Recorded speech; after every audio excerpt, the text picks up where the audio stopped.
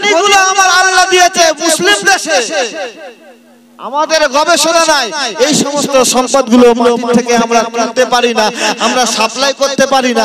এর পিছনে মেহনত করে যত মেশিন পত্র যা করতে হবে আপনি একটু খেয়াল করে দেখুন, খ্রিস্টান দেশ থেকে ওইগুলো আবিষ্কার হয়ে আসছে। ওরা পাচ্ছে কোথায়? আল্লাহর কোরআন থেকে গবেষণা করছে। আমরা মুসলমান আজ এতটাই ভালো, এতটাই কুড়ে, আমরা কোরআন নিয়ে গবেষণা করতে শিখলাম না, আমরা গবেষণা করছি না। আজকে আমরা মুসলমান, এই মুসলমান জাতি দুজন কুড়ের গল্প শোনেন, একটা দুজন কুড়ে। আজ মুসলমানরা ঠিক কোন জায়গাটায় পৌঁছে গেছে দেখেন, দুজন অলস মানুষ কুল গাছের নিচে শুয়ে আছে। কুল কোন গাছের নিচে বললাম? সবাই মিলে বলে কুল গাছের নিচে দুজন শুয়ে আছে। এমন সময় রাস্তার ধার দিয়ে ওই গাছের পাশ দিয়ে একটা পুলিশ হেঁটে হেঁটে যাচ্ছে। তো একজন বসে এসে বলছে, স্যার আপনি চলে যাচ্ছেন, আপনার দিলে একটু দয়া মায়া নেই, আমাদের দিকে একটু তাকান না। বলছে তোরা শুয়ে আছে, তোদের দিকে তাকে কি করবো? বলছে একটু এইদিকে আসা। কি খবর রে? বলে স্যার ঘন্টা 5 হয়ে গেল কুল গাছের নিচে শুয়ে আছি, আমরা দুজন বন্ধু। আমার ওই বন্ধুটা এতটাই কুড়ে যে আমাদের পাশে এতগুলো কুল পড়ে আছে, একটা কুল তুলে আমার গালে দিয়ে বললো না যে তুই আমার বন্ধু একটা কুল খা। কথা বুঝলেন না? বলে স্যার ও একটা কুল তুলে আমার গালে দিয়ে বললো না যে তুই অন্তত আমার বন্ধু একটা কুল খা। ও ভাই তাহলে ভালো করে বুঝুন যে ওর গালে কুল তুলে দেয়নি বলে অন্তত ওর আশেপাশে তো সব পড়ে আছে, তুই একটা তুলে খা না। ওর গালে তুলে দেয়নি বলে অভিযোগ করছে। তা আর একজন বন্ধু সে বলতে, স্যার ও তো অভিযোগ করলো, তা আমার কথাটাও অন্তত শুনে যান, কি খবর নেই। বলতে স্যার এখানে দুজন অঘর হয়ে ঘুমাচ্ছি, এমন সময় একটা কুকুরের বাচ্চা এসে আমার গায়ে পিশাব করে দিল। আমার বন্ধুটা এত বড়ই কুড়ে, ও একবার ওই কুত্তা পালিয়ে যা বলে ওকে তাড়ালো না। একটু ভালো করে বুঝুন কি অভিযোগ করলো। আমার গায়ে কুকুর পিশাব করে দিচ্ছে, আমার বন্ধুটা দেখে চুপ করে রইলো, বললো না যে স্যার যে কুকুরের বাচ্চা তুই চলে যা, ওকে তাড়ালো না।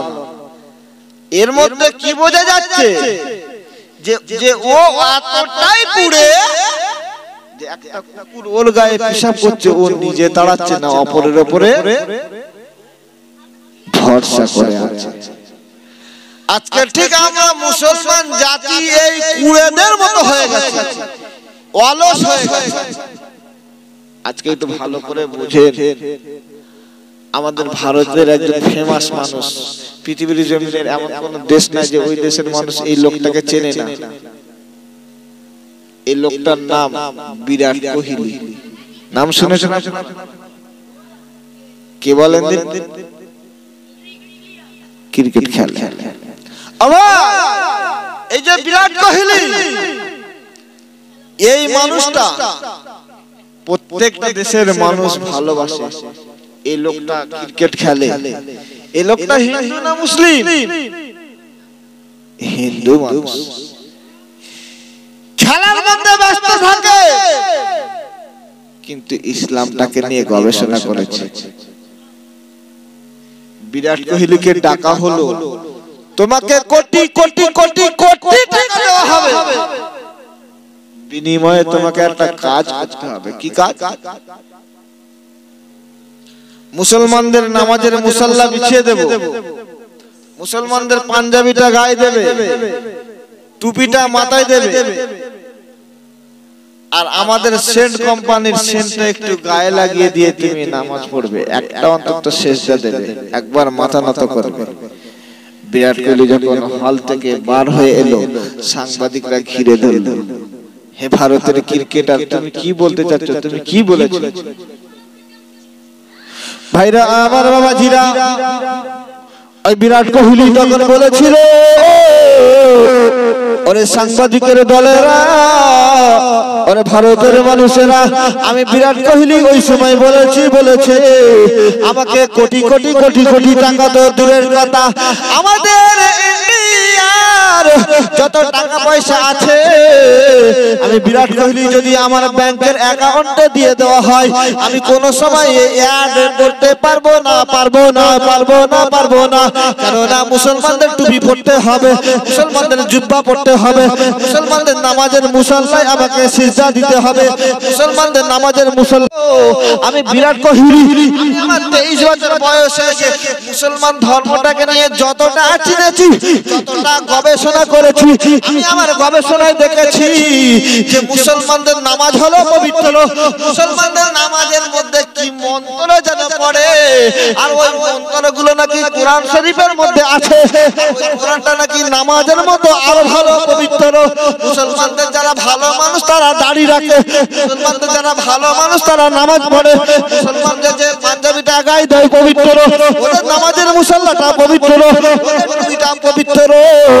আর মুসলমানদের এই কোরআনের যে মন্ত্রগুলো লেখা আছে, যে আয়াতগুলো বলা আছে, এই আয়াতগুলো নাকি নাপাক গায়ে বলা যায় না। এই আয়াতগুলো পড়তে গেলে, এই নামাজটা পড়তে গেলে, ওই নামাজের মুসল্লায় দাঁড়াতে গেলে পাক পবিত্র অবস্থায় দাঁড়াতে হয়। বিরাট কোহলি ইসলামটা নিয়ে গবেষণা করে যেটুকু বুঝলাম, যে মুসলমানদের নামাজ পড়তে গেলে এই যে আমাকে সেন্টটা দেওয়া হচ্ছে, এই সেন্টটা গায়ের মধ্যে লাগানো হবে, কিন্তু মুসলমানদের মধ্যে, মুসলমানের ধর্মে আমি যতটা জেনেছি, যতটা গবেষণা করেছি, মুসলমানদের পবিত্র জায়গায়, মুসলমানদের নামাজের মুসল্লায়, মুসলমানদের টুপি দাড়িতে, মুসলমানদের পাঞ্জাবিতে, মুসলমানদের কোরআনে এই সেন্টটা লাগানো যায় না, কারণ সেন্টের মধ্যে অ্যালকোহল থাকে, আর অ্যালকোহলটা হলো মুসলমানের মধ্যে হারাম, মুসলমানের মধ্যে নাজায়েজ। তাই এই নাজায়েজ জিনিসটা, এই হারাম জিনিসটা পৃথিবীর জমিনে মুসলমানকে আমি লক্ষ্য করে হারাম জিনিসটা গায়ের মধ্যে মেখে নিয়ে গিয়ে আমি নামাজে পড়তে গিয়ে ইসলাম ধর্মকে আমি বিরাট কোহলি জ্ঞান থাকা অবস্থায় ছোট করব না। জোরে বলুন, আর একটু জোরে বলুন সুবহানাল্লাহ। মানুষ মানুষের মতো মানুষ। আজকে আমরা মুসলমান হয়েছি, আজকে আমাদের মধ্যে কোন রকম ভাবে কোনো গবেষণা নাই, ইসলামটা আমি চিনলাম না, আমরা আমাদের ধর্মকে বুঝলাম না। আজকে মুসলমানের দ্বারাই ছোট ছোট তো ভুল দূরের কথা, বড় বড় ভুল হয় কি হয় না, কত ভুল করছি। सारी जिंदगी नमाज नहीं पढ़ता है, रोजा भी नहीं रखता है, हज भी नहीं करता है, ज़कात भी नहीं देता है। आप लोग थोड़ा थोड़ा हिंदी समझता है, माशाअल्लाह। अल्लाह ने जिसको पैसा दिया है वो गरीब के पेट में लात मारता है। पैसा होएगा দেখবেন মুসলমানের যখন একটু টাকা হবে, পিঁপড়ের যখন মরণ হয় তখন কি হয়? হ্যাঁ, মুসলমানের যখন মরার পাতনা ওঠে না তখন থেকে টাকা হয়, টাকা। আর টাকা হওয়া মানে মনে করবেন এই সর্বনাশ হচ্ছে, এই সর্বনাশ শেষ হয়ে যাবে, ওরা আর কে ধরে রাখে, তখন পুরো খতমের দিকে চলে যাবে।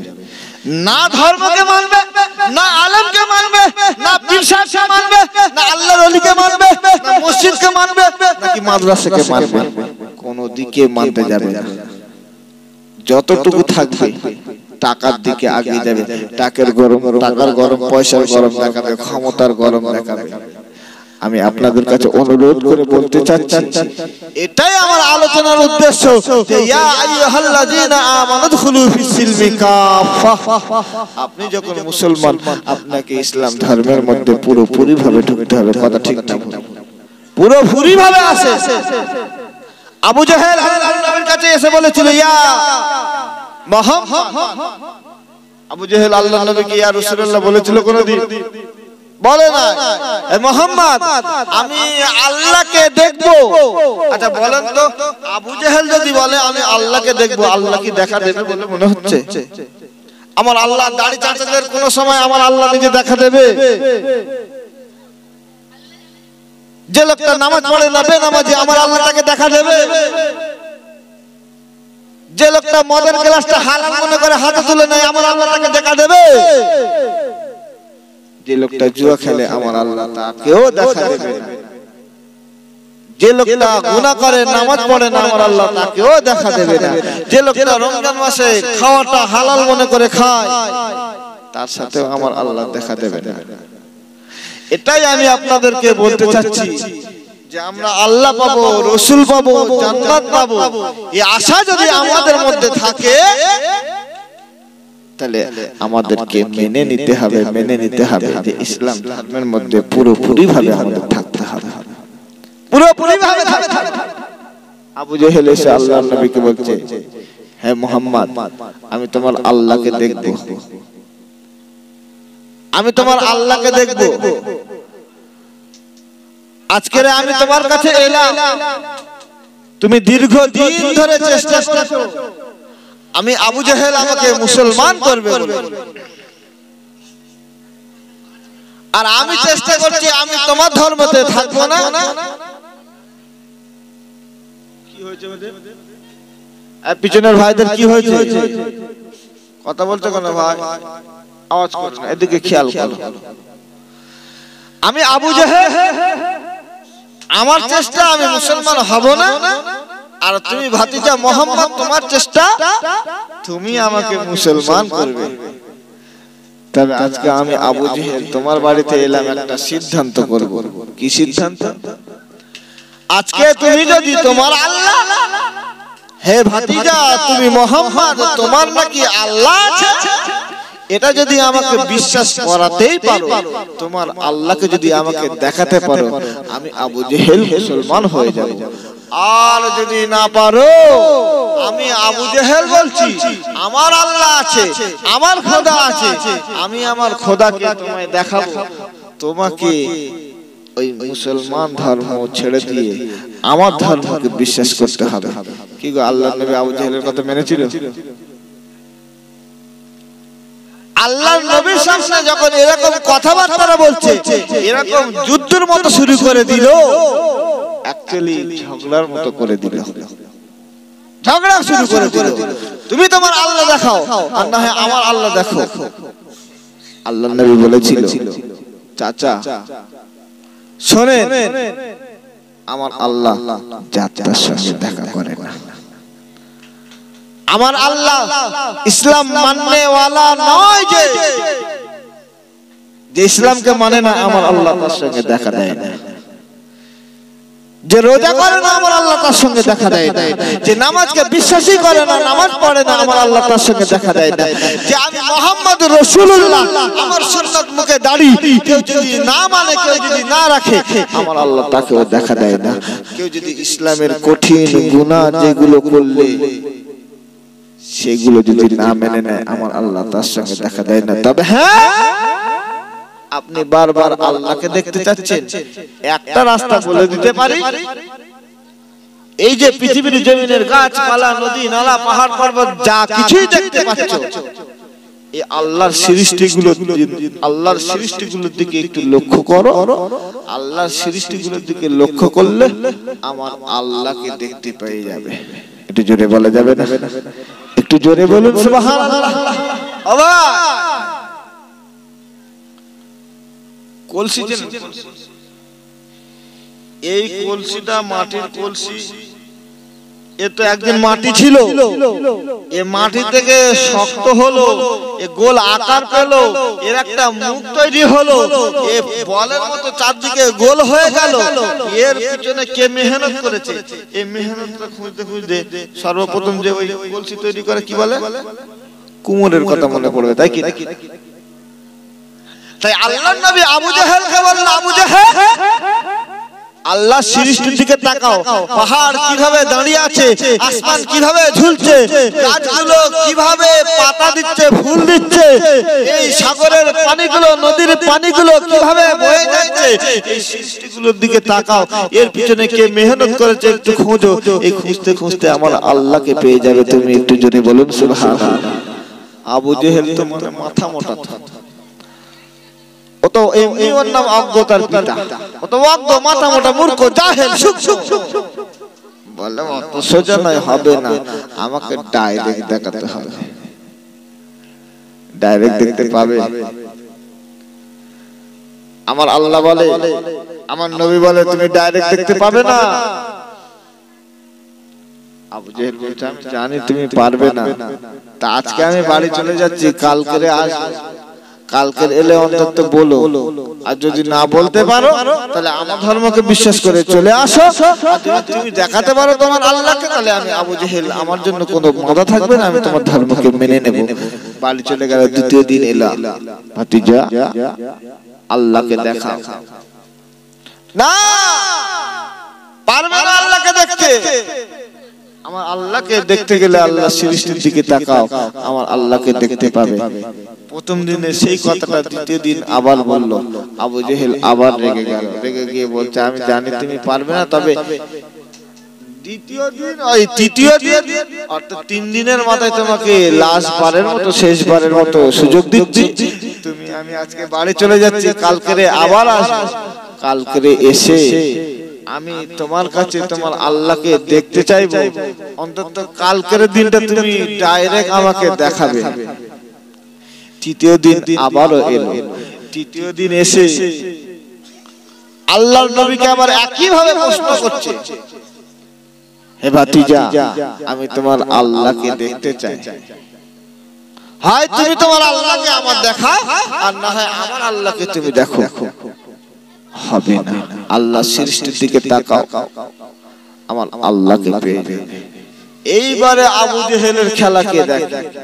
আবু জেহেল বলে আজকে তাহলে তোমায় মেনে নিতে হবে যে তুমি মিথ্যা, তুমি ভণ্ড, তুমি প্রতারক, তুমি আজকে আমার ধর্মকে মেনে নাও। আল্লাহর নবী মনটা খারাপ, আল্লাহর নবীর মনটা খারাপ। এমন সময় হযরত জিবরাইল আলাইহিস সালাতু ওয়াস সালামের আগমন হয়ে গেল। একবার জোরে বলুন না সুবহানাল্লাহ। আর একটু জোরে বলা যাবে না? হযরত জিবরাইল আলাইহিস সালাতু ওয়াস সালাম এসে বলে, ইয়া রাসূলুল্লাহ, ইয়া হাবিবাল্লাহ, আমার আল্লাহ না থাকতে পেরে, আমার আল্লাহ আপনার কষ্ট না দেখতে পেরে, আমার আল্লাহ আপনার অপমান না সহ্য করতে পেরে, আমার আল্লাহ, আমি জিবরাইল আমাকে ডাক দিলেন, এ জিবরাইল, আমার রাসূলুল্লাহ সাল্লাল্লাহু আলাইহি ওয়াসাল্লাম মদিনার মসজিদে নববীতে বসে আছেন, আর আবু জেহেল এসে আমার বন্ধু, আমার হাবিব, আমার দোস্তকে, আমার হাবিবুল্লাহকে, আবু জেহেল এসে আল্লাহর নবীকে শুধু ডিস্টার্ব করে। এ তুমি আমার রাসূলকে গিয়ে বলে দাও, আমার হাবিবকে গিয়ে বলে দাও যে ওই যে আজরাইল, ইয়া জিবরাইল, ওই যে আবু জেহেল, ওই আবু জেহেল আমি আল্লাহ আমার রাসূলের কাছে আমাকে দেখতে চাইছে, আর বিনিময়ে বলছে মুসলমান হয়ে যাবে। আর আবু জেহেল বলছে, হে মুহাম্মদ, তুমি আমার আল্লাহকে দেখাও, আর না হয় তোমার আল্লাহকে আমার দেখো। হে জিবরাইল, তুমি আমার রাসূলকে গিয়ে বলে দাও, ইয়া রাসূলুল্লাহ, আমার আল্লাহ আমাকে বলে দিল, আমার আল্লাহ আমাকে জানিয়ে দিল, ইয়া রাসূলুল্লাহ, আপনি আবু জেহেলকে বলো যে আমি তোমার আল্লাহকে দেখব। ভাইরা আমার, বাবাজিরা, এমন সময় লক্ষ্য করে দেখা যায়, হাদিস শরীফের মধ্যে পাওয়া যায়, আল্লাহর নবী রাসূলুল্লাহ সাল্লাল্লাহু আলাইহি ওয়াসাল্লাম আবু জেহেলকে বলেছিল, ও সোনা চাঁদ মানিক আমার, আমি যে একটা ছোট্ট ঘটনা তুলে নিয়ে এলাম। এই মুসলমান জাতি আজকের আমরা আমাদের মাটি, আমাদের পায়ের তলা থেকে মাটি চলে যাচ্ছে। আমরা আজকে শেষের দিকে, আজকে আমরা সর্বনাশের দিকে চলে যাচ্ছি। ও ভাইরা বাবাজিরা, আজকে আমরা লাঞ্ছিত বঞ্চিত একটাই মাত্র কারণ, আমরা আজকে এত মার খাচ্ছি তার একটাই মাত্র কারণ, আজকে আমরা ইসলাম ধর্মের মধ্যে পুরোপুরি ভাবে নাই। আল্লাহর নবী রাসূলুল্লাহ সাল্লাল্লাহু আলাইহি ওয়াসাল্লামকে আমরা চিনতে শিখলাম না, আমার আল্লাহকে তো চিনতে শিখলাম না, কোরআন হাদিসকে চিনতে শিখলাম না। ভাইরা আমার বাবাজিরা, এই ঘটনা থেকে অনেক কিছু শিক্ষা পাবে না। আল্লাহর নবী রাসূলুল্লাহ হযরত জিবরাইল আলাইহিস সালাতু ওয়াস সালামের কথা শুনে ওই আমার আল্লাহর নবী আবু জেহেলকে বলল, ও আবু জেহেল, আমি রাসূলুল্লাহ, আমি তোমার আল্লাহকে দেখতে চাই, আমি তোমার খোদাকে দেখতে চাই। এমন সময় আল্লাহর নবীর এমন কথা শুনে আবু জেহেলের মনে ঈদ শুরু হয়ে গেল। আবু জেহেলের ঈদ হচ্ছে সুবহানাল্লাহ। আবু জেহেল চিনিস? কে বলদি? আচ্ছা, ও ভাইরা বাবাজিরা, লক্ষ্য করে দেখা যায় আল্লাহর নবী আবু জেহেলকে যখন বলল আমি তোমার খোদাকে দেখতে চাই, এমন সময় আবু জেহেল আল্লাহর নবীর হাতটা ধরলো। ওরে বেটা মুহাম্মদ, ওরে ভাতিজা, আজকে আমি বাগে পেয়েছি, তোকে লাঞ্ছিত করব, বঞ্চিত করব, আর না হয় তুই আমার ধর্মকে মেনে নিবি। ও সোনার মালিক, আল্লাহর নবীকে ছোট করার জন্য, আল্লাহর নবীকে অপমান করার জন্য, আমার আল্লাহর নবীকে ছোট বড় কথা বলার জন্য আবু জেহেল আমার নবীর হাতটা ধরলো। আমার নবীর হাতটা ধরে আবু জেহেল আস্তে করে আমার নবীকে ধরে এমন সময় মক্কার জমিনে আল্লাহর কাবা ঘরের দিকে নিয়ে চলে আসে, আল্লাহর কাবা ঘরের দিকে লক্ষ্য করে নিয়ে চলে আসে। ও সোনার মানিকেরা, এবার একটু ভালো করে বুঝুন, সেই জামানায় আবু জেহেল ছিল ওই ধর্মের মানুষের নেতা। আবু জেহেল যে ওই সময় যে ধর্মটা ছিল, এক কথায় বলা যায় নন মুসলিম। ওই সময় হিন্দু ছিল নাকি খ্রিস্টান ছিল বলা যাবে না। ওই সময় যে নন মুসলিম, মুসলমান নয়, আমার আল্লাহকে ভালোবাসে না, আমার আল্লাহকে বিশ্বাস করে না, আমার নবীকে প্রেম করে না। আবু জেহেল নেতা,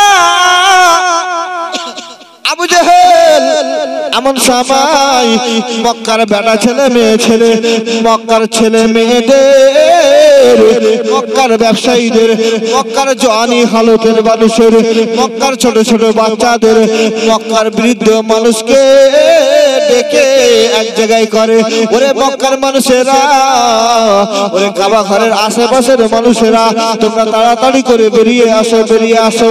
আজকের দিনে আমি মুহাম্মদুর রাসূলুল্লাহ, আজকের দিনে আমি মুহাম্মদকে বাগে পেয়েছি। আজকের আমি আমার আল্লাহ, আমি আমার খোদাগুলোকে মুহাম্মদকে দেখিয়ে আজকে আমার ধর্মকে মুহাম্মদকে নিয়ে নেব।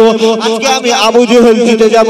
ভাইরা আমার বাবাজিরা, এমন সময় লক্ষ্য করে দেখা যায় আবু জেহেল মক্কার জমিনে সমস্ত বেটা ছেলে মেয়ে ছেলেদেরকে এক জায়গায় করে দিল। এমন সময় এক জায়গায় করে লক্ষ্য করে দেখা যায় আল্লাহর নবীকে পিছন দিকে করে দিল। আমার নবীকে ছোট করবে বলে, আমার নবীর ইজ্জত হানি করবে বলে আবু জেহেল ওই সময় মক্কার জমিনের মানুষগুলোকে এক জায়গায় করে কাবা শরীফ, কাবা ঘরের দরজাটা খুলে দিল। কাবা শরীফের দরজার মধ্যে ঢুকে এমন সময় কাবা শরীফ থেকে মূর্তিগুলো বার করতে লাগলো। ভাইরা আমার বাবাজিরা, ও দক্ষিণ 24 পরগনার মানুষ, বলুন তো বাবাজি, আমার ছোট থেকে নিয়ে ওয়াজ শুনে আসছেন, সে জামানায় কাবা শরীফের মধ্যে কটা মূর্তি রাখা ছিল বলতে পারবেন না?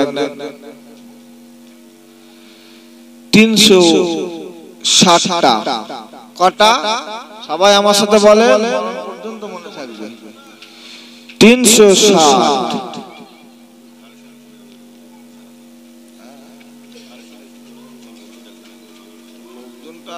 কি যে কালেকশন করবে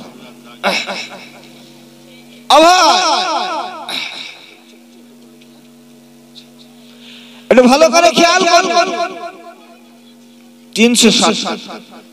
তা বলে কি আজকে আমরা যারা মুসলমান আছি আর যারা নন মুসলিম, যারা বিশেষ করে হিন্দু ভাই, আমি তাদেরকে ছোট করছি না, ইনভাইট করে দাওয়াত করছি আমার এই বাণীগুলো শোনার জন্য। ও ভাই, তাহলে আমার বাঙালি ভাই হিন্দু ভাইরা বলবে তাহলে কাবা ঘরটা ওদের ছিল না? কোনদিন নয়। এই কাবা ঘরটা সর্বপ্রথম যিনি তৈরি করেছিল তিনি হলেন হযরত আদম আলাইহিস সালাতু ওয়াস সালাম। একবার জোরে বলুন সুবহানাল্লাহ। তারপরে কাবা ঘরটা যখন ধ্বংস হয়েছিল, ভেঙে গেছিল, হযরত ইব্রাহিম আলাইহিস সালাতু ওয়াস সালাম, হযরত ইসমাইল আলাইহিস সালাতু ওয়াস সালাম এই দুটো নবী তৈরি করেছিল। এটা ভালো করে বলেন তো দেখি, হযরত আদম নবী, হযরত ইব্রাহিম নবী, হযরত ইসমাইল নবী এনারা মুসলমান ছিল নাকি নন মুসলিম ছিল? মুসলমান ছিল। আমাদের সম্পদ ওরা দখল করে নিয়ে রেখেছিল, তাই কি না? এটা ভালো করে বুঝুন। আবু জেহেল এবারে কাবা ঘরের মধ্যে ঢুকলো। কাবা ঘরের মধ্যে ঢুকে একটা মূর্তি নিল এই ডান দিকের বগলে, আর একটা নিল বাম দিকের বগলে, আর একটা নিল মাথায়, আর একটা নিল বুকে। এমন করে নিয়ে 360টা মূর্তি একে একে বার করে কাবা ঘরের পাশে লাইন দিয়ে রাখলো। এমন সময় আমার নবীকে ডাকলেন, হে ভাতিজা, হে মুহাম্মদ। ভাইরা আমার বাবাজিরা, আবু জেহেল এই সময় আমার রাসূলকে বলল, হে মুহাম্মদ। কিসের একটা গন্ধ আসছে বলেন তো, খুব কষ্ট হচ্ছে।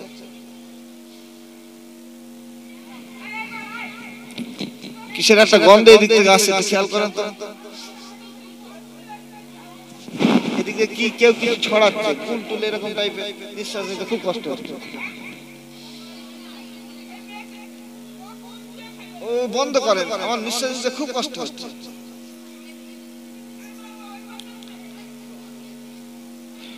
দুসরি পড়েন, আল্লাহুম্মা সাল্লি আলা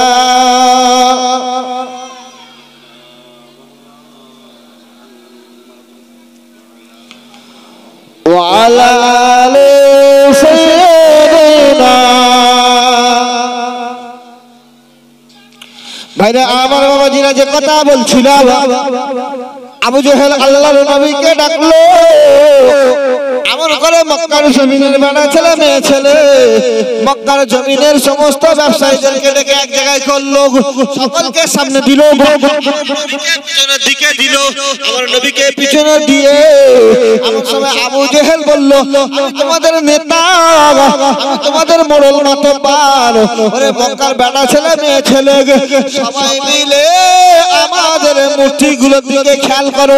এমন সময় আমার আপনার নবীকে দেখে বলে, ওরে ভাতিজা মুহাম্মদ, এই মূর্তিটা হলো আমাদের প্রাণীর খোদা, এই মূর্তিটা হলো আমাদের আকাশের খোদা, এই মূর্তিটা হলো আমাদের জমিনের খোদা, এই মূর্তিটা হলো আগুনের খোদা, এই মূর্তিটা হলো ভাতের খোদা, এই মূর্তিটা হলো তরকারির খোদা, এই মূর্তিটা হলো বেটা ছেলেদের খোদা, এই মূর্তিগুলো হলো মেয়ে ছেলেদের খোদা, এই মূর্তিগুলো হলো বাচ্চাদের খোদা, এই মূর্তিগুলো হলো বিরুদ্ধ মানুষের খোদা, এই মূর্তিগুলো হলো বড় মানুষদের খোদা।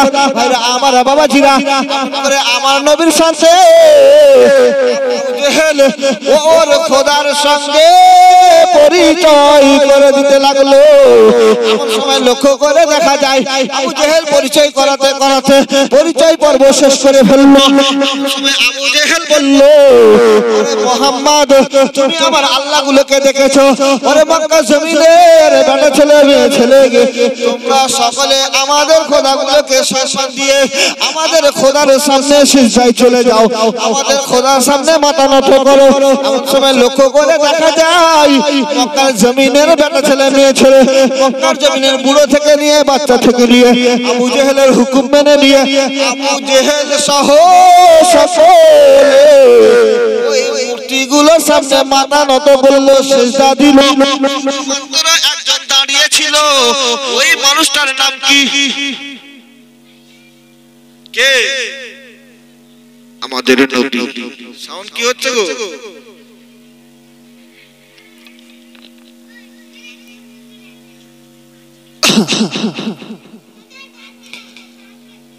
আমাদের নবী ওসবের মালিক একটা মানুষ যখন সিজদা দেয়, আমরা নামাজের মধ্যে সিজদায় গিয়ে তিনবার বলি সুবহান রাব্বিয়াল আলা। এই আমরা দোয়াটা তিনবার বলি। ও ভাইরা আমার বাবাজিরা, নামাজের মধ্যে একটা সিজদা দিই, উপর হয়তো 15 সেকেন্ড থেকে 30 সেকেন্ড সময় যায়, কথা ঠিক না? এমন সময় আবু জেহেলের কথা শুনে সকলে মাথা নত করলো, সিজদা দিল। 1 সেকেন্ডের ব্যবধানে সকলে মাথা তুলে দেখলো মূর্তিগুলোর সামনে ওরা সিজদা দিয়েছিল। এমন সময় লক্ষ্য করে দেখা গেল ওরা সিজদা থেকে মাথা তুলে দেখে 360টা মূর্তি, একটা ও নাই। আবু জেহেল এবারে মাথাটা গরম হয়ে গেল। মক্কার বেটা ছেলে মেয়ে ছেলে সকলের মাথাটা গরম হয়ে গেল। সিজদা দিলাম, সিজদা থেকে মাথা তুললাম, কয়েক সেকেন্ডের ব্যবধান আমাদের মূর্তিগুলো গেল কোথায়? এগুলি তো আমাদের সামনে চলে গেল, এগুলি তো আমাদের সামনে ছিল, আকাশের দিকে চলে গেল নাকি মাটির তলায় ঢুকে গেল? আমার বাবাজিরা সকলে লক্ষ্য করে খুঁজতে খুঁজতে সকলে যখন পিছনের দিকে লক্ষ্য করে, পিছনের দিকে লক্ষ্য করে আবু জেহেল সহ মক্কার জমিনের বেটা ছেলে মেয়ে ছিল, পিছনের দিকে লক্ষ্য করে দেখে 360টা মূর্তি মুহাম্মদ রাসূলুল্লাহর পায়ে সিজদা দিয়ে আছে। জোরে বলুন, আর একটু জোরে বলা যাবে নারে তাকবীর। ভাইরা আমার বাবাজিরা, এইবার একটু বোঝার চেষ্টা করুন। আবু জেহেল লেগেছিল নবীর পিছনে, আল্লাহর পিছনে। ও জেতার চেষ্টা করেছিল যে আমি মুহাম্মদকে বলবো, আল্লাহকে দেখবো, আর ও তো ওর আল্লাহকে আমাকে দেখাতে পারবে না। আমি আবু জেহেল, আমি হলাম মাথা মোটা শুকনো, আমার সাথে আল্লাহ তো দেখা দেবে না, চিরে মুহাম্মদ হেরে যাবে। আমি আমার খোদাগুলোকে মুহাম্মদকে দেখিয়ে মুহাম্মদকে আমাদের দলে নেব। পৃথিবীর জমিনে এই সমস্ত ধর্মের কথা পুরো মিশে যাবে। আমার বাবাজিরা, লক্ষ্য করে দেখা গেল আল্লাহর নবী জিতেছে নাকি আবু জেহেল জিতেছে? আবু জেহেল যাদেরকে খোদা বলল, ওই খোদাগুলো আমার আপনার পায়ের নিচে সিজদা দিয়ে আছে, আমার আপনার নবীর পায়ের নিচে সিজদা দিয়ে রইল। আর একটু জোরে বলা যাবে। এবারে আমি আপনাদের এখান থেকে একটা শিক্ষণীয় বিষয় বলবো। মূর্তি জিনিসগুলো আগেকার জামানায় যে সমস্ত মূর্তিগুলো ছিল, মাটির মূর্তি তৈরি হলো, কাঠের মূর্তি তৈরি হলো, পাথরের মূর্তি তৈরি হলো। মুসলমান আমরা হলাম মাটি, আমরা তো কাঠ নয়, আমরা তো মাটিও নয়, আমরা তো পাথরও নয়, আমরা তো লোহা রডও নয়। সোনার মানিক আমার একটু ভালো করে বোঝার চেষ্টা করুন। আমরা মানুষ, উম্মতি মুহাম্মাদি হয়ে নবীকে চিনলাম না, আর ওই কাঠ পাথর ওই মাটিগুলো ওরা নবী মুহাম্মদ রাসূলুল্লাহকে চিনেছে, আমরা চিনতে পারলাম না। আজকে আমাদের ধর্মকে আমরা গবেষণা করে চিনতে পারলাম না। একজন নন মুসলিম বিরাট কোহলি চিনেছে। ও সোনাচাঁদ মানিক আমার, যদি কোরআনটা গবেষণা করতে পারতাম, কোরআনের পথের প্রতীক হয়ে যেতাম, কোরআনটাকে যদি মেনে নিতে পারতাম, আমার আল্লাহ আমাদের কোরআনের কাপড়টা কোরআনের সাথে যুক্ত থাকার কারণে ওই কাপড়টাকে মানুষ যতটা সম্মান দেয়, ওই কাপড়টাকে মানুষ যেমন বুকে তুলে নেয়, ওই কাপড়টা যেমন পৃথিবীর জমিনের সমস্ত মানুষের কাছে পবিত্র পাত্র হয়ে রইল। কোরআনটা যদি মুসলমান যদি মেনে দিতে পারত, আমার আল্লাহ জানালো মুসলমান যদি কোরআনের পথের প্রতীক হয়ে যেত, কোরআনটা যদি গবেষণা করতে, আমি আল্লাহ কোরআনের কাপড়ের মতো মুসলমান জাতিকে পবিত্র পাত্র বানাতাম। জোরে বলুন, আর একটু জোরে বলা যাবে সুবহানাল্লাহ। দরুদ শরীফ আল্লাহুম্মা।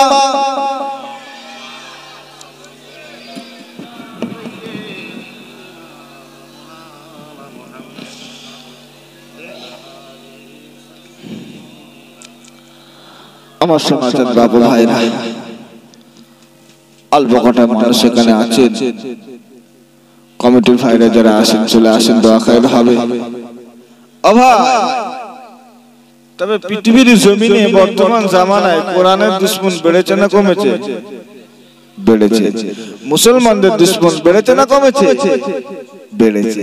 যেদিকেই লক্ষ্য করবেন মুসলমানদের দুশমন বেড়েছে। ভাই একটু ভালো করে বোঝার চেষ্টা করুন। আজকে আমরা যেখানে বসে আছি কোরআনের মাহফিল, কোরআনের মাহফিল হবে পৃথিবীর জমিনে। এখন এমনই আমাদেরকে নিয়ে আলোচনা চলছে যে মুসলমানরা কিছু করুক না করুক, বছরে একটা দিন করে জলসা দেয়, ওখান থেকে ইমানের পাওয়ার, ইমানের মজবুতিটা ওখান থেকে ধরে, ওখান থেকে শিক্ষা পায়।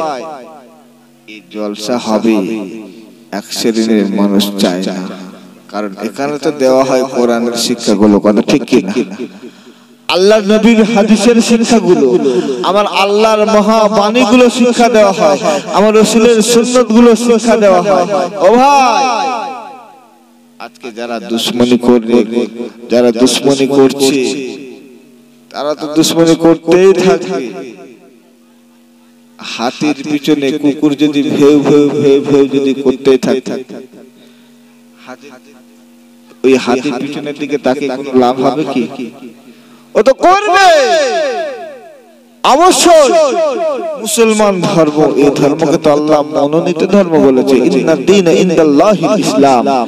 এটা তো মনোনীত ধর্ম, তাই আমাদের পিছনে তো লেগে থাকবে।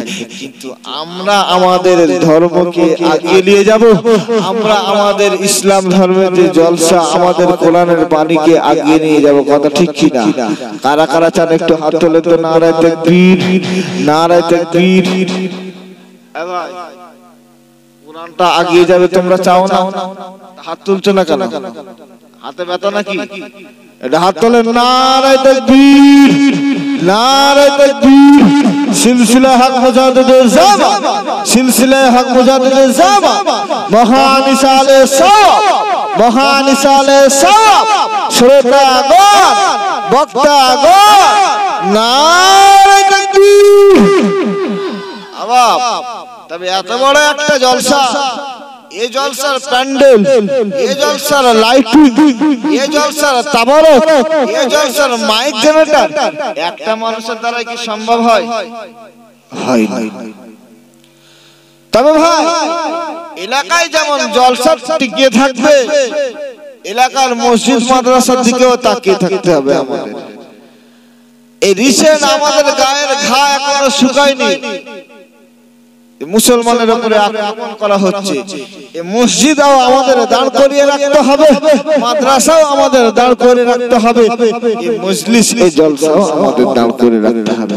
আবার আপনাদের মসজিদে তো আমি দেখিনি, কতলা মসজিদ? মসজিদের জন্য না জলসার জন্য? আচ্ছা, কতলা মসজিদ? আচ্ছা, আবার পৃথিবীর জমিনে আমাদের বিল্ডিং বালাখানা আছে, পৃথিবীর জমিনে একটা ঘর আমার আল্লাহ নিয়েছে। সারা দুনিয়া যত জায়গা আছে, যত বাড়ি আছে, যত কলকারখানা আছে, সব আমার আল্লাহ বান্দার জন্য দিয়েছে, আর একটা ঘর নিজের জন্য নিয়েছে। কোনটা? সবাই মিলে বলে, আল্লাহর ঘর মসজিদ। আজকে আমরা আমাদের ঘরে টাইলস বসাই, আমাদের ঘরে মার্বেল পাথর, আমাদের ঘরে প্যারিস, আমাদের ঘরে পুট্টি, বিভিন্ন রকমের রং বেরঙের আমাদের ঘর তৈরি করছি। আচ্ছা, আল্লাহর ঘরটা কি আল্লাহ আসমান থেকে এসে নেমে আমাদের দিয়ে যাবে, করে দিয়ে যাবে নাকি? যে আমাদের করে দিতে হবে তো, কারণ আমার আল্লাহর বান্দা আমরা। ও ভাই, আপনাদের এলাকার মসজিদটা আরো সুন্দরভাবে হবে, মানুষ যেন দেখলে বুকটা ঠান্ডা হয়ে আসে যে না সত্যি আমাদের এলাকায় একটা মসজিদ আছে। আপনাদের মসজিদটা আরো মানে সুন্দর চকচকে হবে, মার্বেল হবে, যে সমস্ত কাজগুলো বাকি আছে পূরণ হবে। কে কে চান একবার হাত তোলেন তো। আপনার এলাকার মসজিদটা আরো সুন্দর হবে, কারা চান একটু হাত তুলে দেখান। নারে তাকবীর, নারে তাকবীর।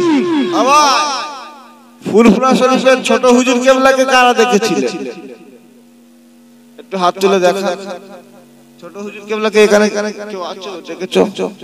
মেজো হুজুর কেবলাকে দেখেছো? তাও না।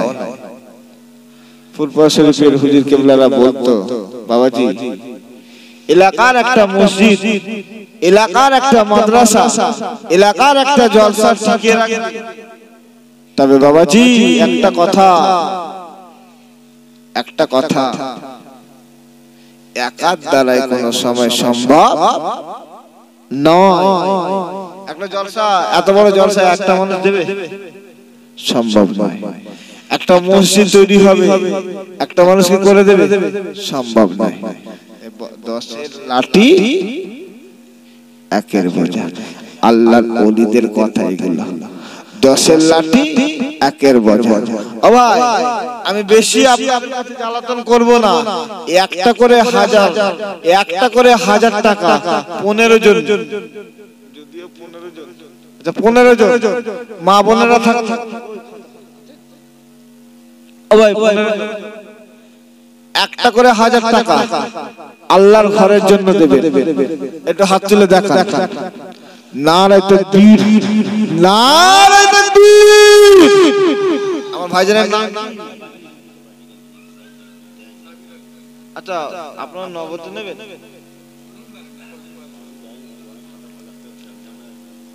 আচ্ছা, যারা আমি যে সমস্ত ভাইজানেরা ওয়াদা করবে দিয়ে দেবে, আল্লাহর ঘরের জন্য দেবে, আল্লাহ কি কমিয়ে দেবে ভাই? আল্লাহ কমিয়ে দেবে না। আজকে পৃথিবীর জমিনে আপনি যে জামাটা পরে আছেন কে দিয়েছে? আল্লাহ। আপনি যে লুঙ্গিটা, যে প্যান্টটা পরে আছেন কে দিয়েছে? আল্লাহ দিয়েছে। আপনি যে বেঁচে আছেন কার দয়ায়? আল্লাহর দয়ায়। আপনি পৃথিবীর জমিনে যে এসেছেন কে পাঠিয়েছে? আল্লাহ পাঠিয়েছে। আল্লাহ তো সব করছে, সব কিছু সব করছে, সব সব সব। সামান্য একটা জিনিস, ছোট্ট জিনিস নিয়ে একটু শুধু চিন্তা করেন। এই যে নিঃশ্বাস না, এই যে নিঃশ্বাসটা আমরা নিচ্ছি, এটার পিছনে আমার আল্লাহর মেহনত। আল্লাহ যদি নিঃশ্বাসটা বন্ধ করে দেয়, মানুষ তখন আমাদের আর মানুষ বলবে না। কি বলবে বলেন? লাশ বলবে। ভাই, আমি তো আল্লাহর জন্য যারা ওয়াদা করবেন অবশ্যই দিয়ে দেবেন। ভাই আমার ভাইজান বলেছে, নাম কি বলে? সাবির আলী ভাই। আমার সাবির আলী ভাই 1000 টাকা সকালে বলে মারহাবা। আর একটু জোরে বলা যাবে মারহাবা? নারে তাকবীর, নারে তাকবীর। একটু দোয়া করব, আল্লাহুম্মা আমিন। রব্বানা যালামনা আনফুসানা ওয়া ইল্লাম তাগফির লানা ওয়া তারহামনা লানাকুনান্না মিনাল খাসিরিন। ও রাব্বি আল্লাহ, আমার সাবির ভাই আল্লাহর ঘরের জন্য 1000 টাকা দিয়েছে। সর্বপ্রথম সাবির ভাইয়ের জন্য দোয়া করি, আল্লাহ গো তোমার ঘর মসজিদকে ভালোবেসে 1000 টাকা দিয়েছে। ও আল্লাহ, এই যে ওয়াদা করলো, সর্বপ্রথম আমার সাবির ভাইকে ওয়াদা পূরণ করার মতো হিকমত, ওয়াদা পূরণ করার মতো শক্তি, ওয়াদা পূরণ করার মতো মন তৈরি করে দিও আল্লাহ। তুমি মদত দান করো ও রাব্বি আল্লাহ। এই দানের ওসিলা করে সাবির ভাইয়ের যত আত্মীয় স্বজন গহীন কবরে চলে গেছে, প্রত্যেকের কবরটাকে জান্নাতুল ফিরদাউস বানিয়ে দাও। লা ইলাহা ইল্লাল্লাহ মুহাম্মাদুর রাসূলুল্লাহ। সকলে বলে আল্লাহুম্মা আমিন। আমার আল্লাহ কবুল করে লিখ। সকলে বলুন আল্লাহুম্মা আমিন। নারে তাকবীর। দ্বিতীয় নম্বরে বলেন একজন, আমার আব্দুল হালদাল ভাই 2 নম্বরে 1000 টাকা দিয়েছে। সকলের জন্য একসঙ্গে আমি দোয়া করব। 3 নম্বরে একজন বলেন কে আছে? কমিটি ভাইরা, দুজন আমার সামনে আসো তো। কমিটি ভাইরা মা বোনেরা যেখানে আছে একটু মা বোনেদের কাছে যাও, মা বোনেরাও খবর দেবে। ভাইরা বলে একটু বলে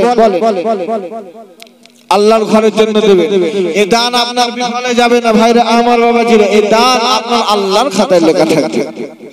ভাইরা আমার বাবাজিরা ও সোনামানিক আমার আল্লাহর খাতায় যে দানের খাতাটা আছে, আমার আল্লাহর কাছে যে দানের খাতাটা তোলা আছে, আপনার কিয়ামতের ময়দানে হাসরের ময়দানে একটা গুনাহ, এই গুনাহ যদি কম হয়ে যায়, আমার আল্লাহ আপনার 1 টাকা দানের ওসিলায় আমার আল্লাহ আপনার লক্ষ লক্ষ নেকি দান করে দেবে।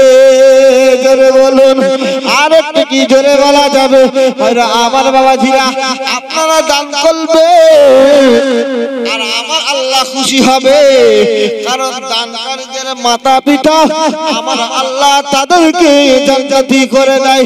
দানকারীদের শানে আমার আল্লাহ বলেছে যে আল্লাহর নবী হাদিস শরীফের মধ্যে জানিয়ে দিল, আসফিউ হাবিবুল্লাহ, আমি রাসূলুল্লাহ, আমার আল্লাহর আসমানের উপরে আমার দুটো বন্ধু আছে, হযরতে জিবরাইল হযরতে মিকাইল আলাইহিস সালাতু ওয়াস সালাম, ওয়াল আরদ, পৃথিবীর জমিনে আমি নবী মুহাম্মদুর রাসূলুল্লাহ আমার দুটো বন্ধু আছে।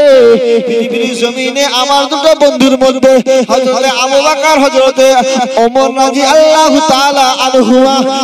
আমার বাবাজিরা, আর আমার আল্লাহর বন্ধু পৃথিবীর জমিনে আমার ওই উম্মত আমি আসফিউ হাবিবুল্লাহ, দানকারীরা আমার আল্লাহর বন্ধু হয়ে যায়। জোরে বলুন, আর একটু জোরে বলুন সুবহানাল্লাহ।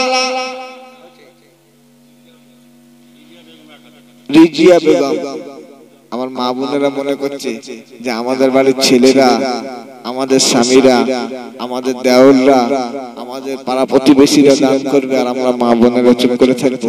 আমার রিজিয়া মা নামে একজন 1000 টাকা সকালে বলুন মারহাবা, আর একটু জোরে বলুন মারহাবা, আর একটু জোরে বলুন মারহাবা। নারে তাকবীর। 4 নম্বরে কে আছে ভাই? পিছনের ভাইরা হাত তোলে। কি গো পিছনে কেন ভাই জানেরা? সামনের দিকে আগে আগে আসে, একটু দানের হাতটা বাড়া। আপনাদের এলাকার মসজিদে কাজ হবে, একটু বলেন ভাই। কমিটি ভাইরা কারা আছো তোমরা আগে আসো, বলো একটু আসো, মা বোনদের কাছে যান। জন যুবক ভাইরা একটু কলমা জিকির করেন, হয়ে যাবে। লা ইলাহা লা ইলাহা ইল্লাল্লাহ, লা ইলাহা লা ইলাহা ইল্লাল্লাহ, লা ইলাহা লা ইলাহা ইল্লাল্লাহ, লা ইলাহা লা ইলাহা ইল্লাল্লাহ মুহাম্মাদুর রাসূলুল্লাহ। আল্লাহুম্মা সাল্লি আলা সাইয়্যিদিনা মাওলানা মুহাম্মাদ ওয়া আলা আলিহি।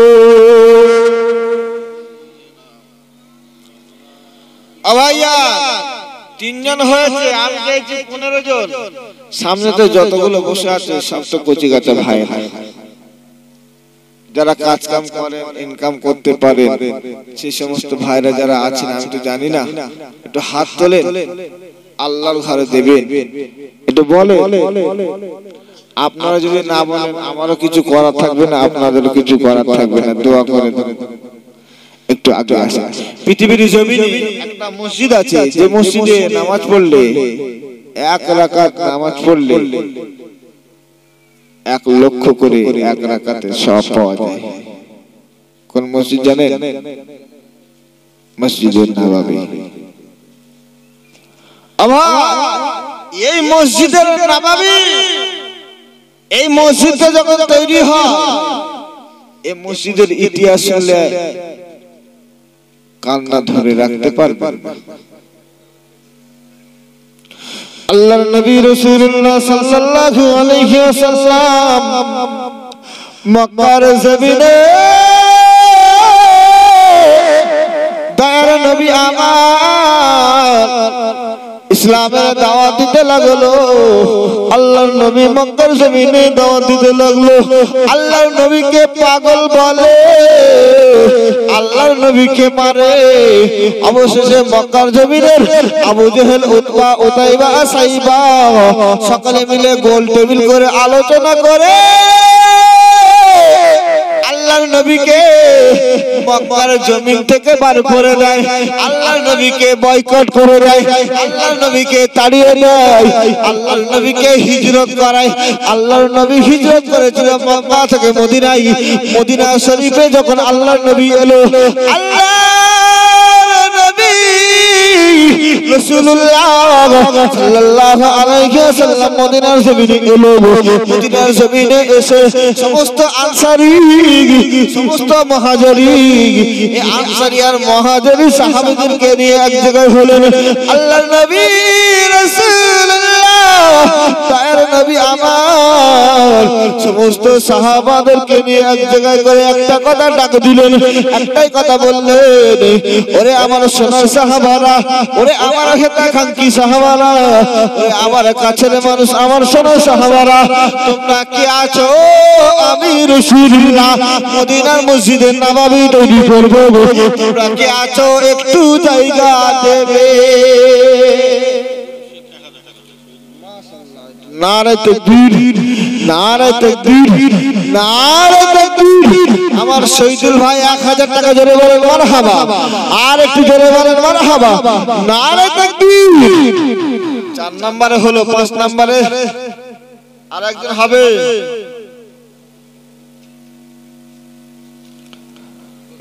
বলে আমার 5 নম্বরে একজন দিল নাকি?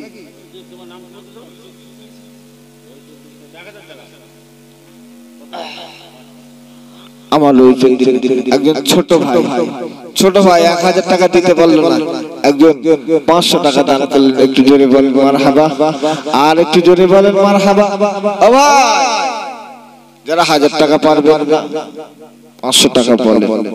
আর কারো যদি 1000 টাকা কম হয়ে যায়, যে আমি এত পয়সাওয়ালা লোক আর হুজুর 1000 টাকার কথা বলতাম, তো তারা 2000 টাকা করে বলেন।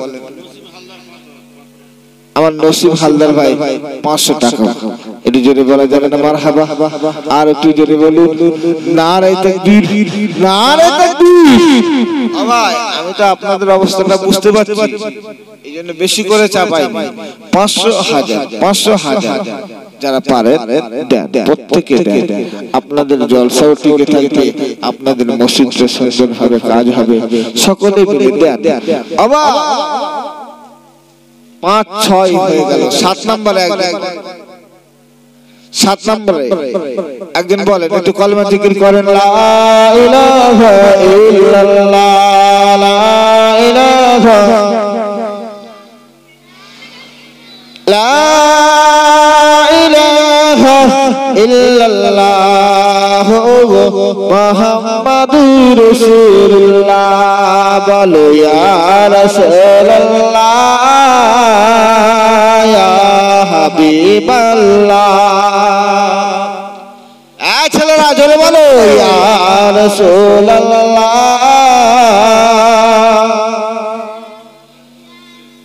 আনোয়ার শেখ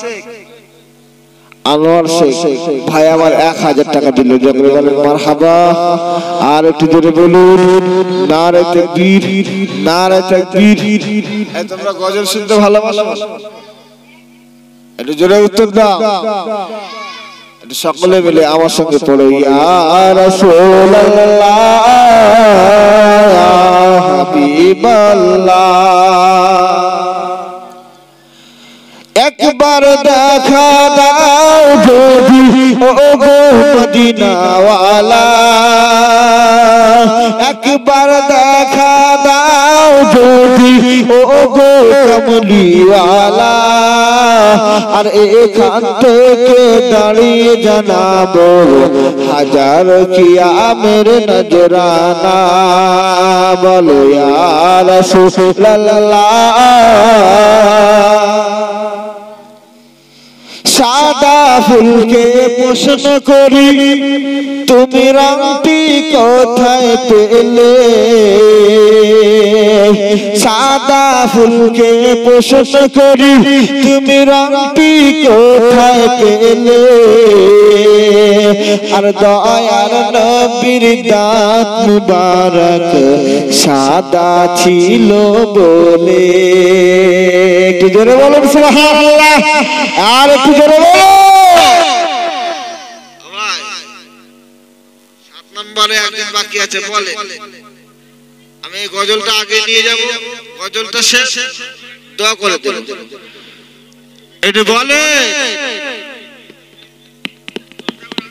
সাউন্ড কোথায় গেল? মাই গড, কি হচ্ছে তোমার ওখান থেকে? কিছু লুজ কালেকশন হচ্ছে আওয়াজ।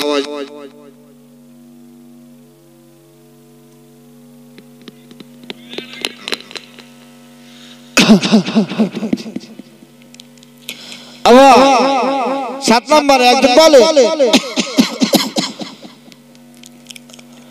কেউ দেবে না মনে হচ্ছে। 8 নম্বর, 7 নম্বর হয়ে গেছে। মাশাআল্লাহ, আমার মা বোনেরা অনেকে খুচরো টাকা দিয়েছে, আর দেবে, মাশাআল্লাহ দেবে। আমার জন যুবক ভাইরা কোনো কথা বলছো না কেন? 1000 টাকা না পারো 500 টাকা করে এই কোণের ভাইগুলো চুপ করে আছে। এটা বলে লাল ফুলকে প্রশ্ন করি, তুমি রংটি কোথায় পেলে? এটা কি ফুল? কি ফুল গো? এর রংটা কি? এই লাল ফুলটাকে নিয়ে কোন সময় গবেষণা করেছে? কিতাবের মধ্যে এসে কি সুন্দর দেখে। এটা সবাই লাল ফুলকে তুমি লাল রং কোথায় পেলে? লাল ফুলকে প্রশ্ন করি, তুমি রংটি কোথায় পেলে? লাল রংকে প্রশ্ন করি, তুমি রংটি কোথায় পেলে? দয়ার নবীর ওহুদ ময়দানে রক্ত লাল ছিল বলে। জোরে বলো, আর একটু জোরে বলো। সবুজ পাতাকে প্রশ্ন করি, তুমি রংটি কোথায় পেলে? সবুজ রংকে প্রশ্ন করি, তুমি রংটি কোথায় পেলে? দয়ার নবীর রওজা মুবারক সবুজ আছে বলে। বলো ইয়া রাসূলুল্লাহ। জোরে বলো। ভাইজান 8 নম্বরে কি আছেন বলে? দোয়া করে দেবো ভাইজান, বলে কমেন্টে ভাইজানরা কে আছে এই মজলিসের ভিতরে একটা রুমাল নিয়ে যান, যে যা নগদে দেয় 10 টাকা 5 টাকা 20 টাকা যা আছে অন্তত দানের খাতায় একটু নাম লেখান।